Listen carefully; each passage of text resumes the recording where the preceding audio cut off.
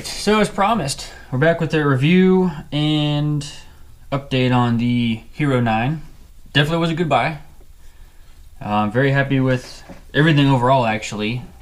If you guys haven't been tuned in, so back early December, I pulled the trigger and upgraded. So I got the Hero9 Black in a package. It came with an extra battery, this nice case, and then a year subscription to their basically warranty service. That's pretty much, you know, something happens, you claim it and they take care of it for you. So with that, I actually bought some accessories too. We'll get to those in a second. We'll just talk about the GoPro real quick. Really no complaints. We'll get those out of the way real quick. The only thing I have that's actually a bother is, I think since I linked it to my phone, because you can use the GoPro app to link and see where you're pointing without having to look at it, and it'll turn on randomly. Whether it's in my laptop bag, in that case, sitting on the desk, it just randomly turns on. So when I'm done with it and I'm storing it, I tend to take the battery out. All the different shooting modes are really cool. You can have presets to where you can just, you know, quick click what you want to shoot, how you want to shoot next, you know, whether it's wide, narrow, 4K, 1080, whatever. You can quick switch, or you can go in and set them however you want them to be.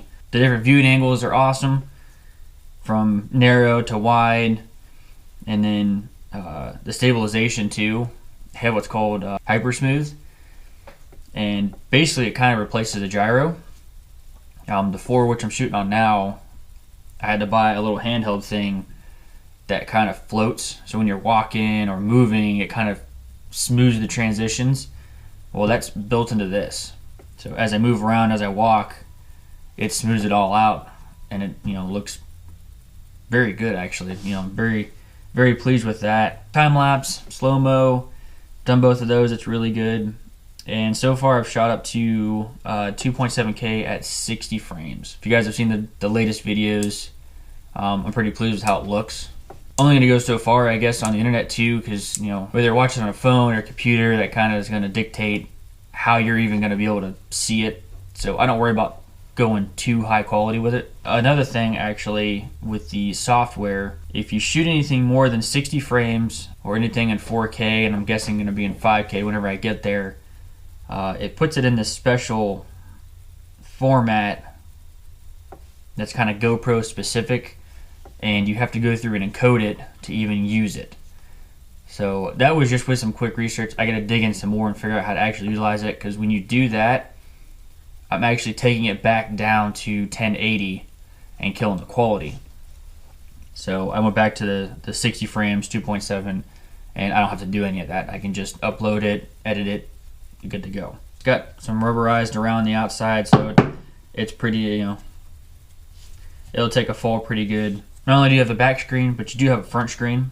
So you get an idea of where you're seeing, but you don't get the whole full frame of it. Audio is okay, you know, it's typical of the GoPros.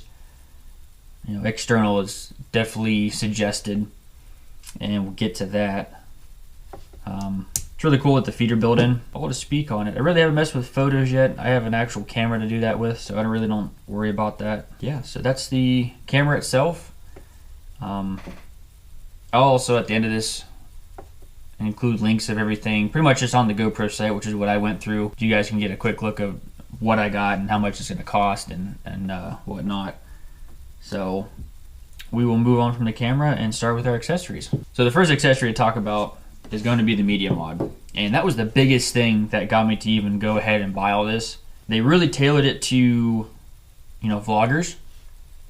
You got your external mic with a removable cover here, you know, so you can help with wind noise. If you don't need it, take it off. You can also charge with it and then add on your accessories with this on the GoPro. And then you have the actual like EXO here, kind of like a light plastic, so I wouldn't think it's too durable. I'll show you real quick to install this. So on both the doors, there's like a fold down or like a pull down here, and it just flips open. So same thing with this guy. Do that, it'll flip open.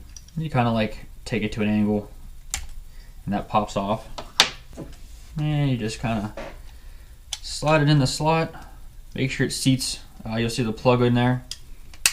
and close her up. You can still get to the feet just fine. Once you have this on, the GoPro will know. It'll change a couple settings, and you'll actually get, one thing I noticed that's really cool is you actually get a audio bar at the bottom. You can see as I talk, so you can see where you're at as far as your audio, if you're actually being heard or not. From there is where you start with the actual attachments themselves. So the first one to talk about, we'll go with the light. So the light has a couple different settings, and from what I've used it so far, it's actually really useful. Coming back to this, you have two shoehorn mounts here, so it'll fit either or. The idea with the other attachment we're about to do, they have you put it over here. Either position, it's worked for me. So yep, just put that on there. You got yourself a light.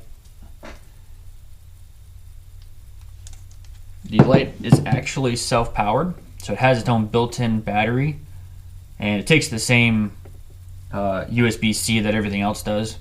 So you charge it separate, and it won't draw off the actual GoPro. So we'll put that on there. The other attachment that I got is this screen. It comes with a fancy case. And so this guy you'll throw on top like this. Same idea with the shoehorn. And then it's going to go in the first top plug. It does have its own battery, so again you'll charge it separately, but when you turn it on, again the GoPro is going to know that it's on there and activate it. It's going to shut off this screen and just give you some basics on the front screen. And then you see there, you have a full screen of what you're actually shooting. So it's not just like a little narrow here, you're actually getting the full of what's going on. Now if you flip it around and want to shoot regular, the screen will actually flip the right side and you'll be able to still use it. You won't have to take it apart, you know, halfway through filming. You can just keep going and just flip it as you need it. Really, really good for vlogging. You know, you get a good picture of what you're seeing, you can aim it, you can adjust it, you know, and you know exactly what you're seeing. So turn it back off. Again, the GoPro knows. It'll go back to normal. And that's all you'll have to do with that. So basically that's what, you know, they advertise the whole media mod with. And it's really awesome actually. One last good thing that I went and got, this Ulanzi brand is actually really good. I've gotten a couple quality things from them. So this is a good handheld mount. It's very sturdy. You know, it's not too small, so it's good to grip. And you know, it works really well with this and with everything still attached. You know, so whether you're holding it or whatever. With this one though, so you not only have an extension, but it also has feet too.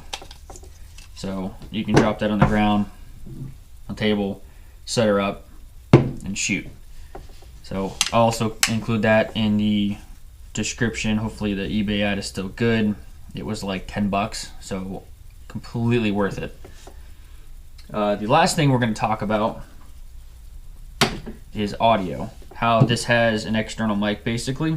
Now if you're shooting yourself and just straight up vlogging, the audio is phenomenal. Crisp, clear, and I find I almost have to turn myself down because it picks up very, very well. However, if you turn it around and start shooting something you're looking at and try to talk about it, it sounds like you're doing this.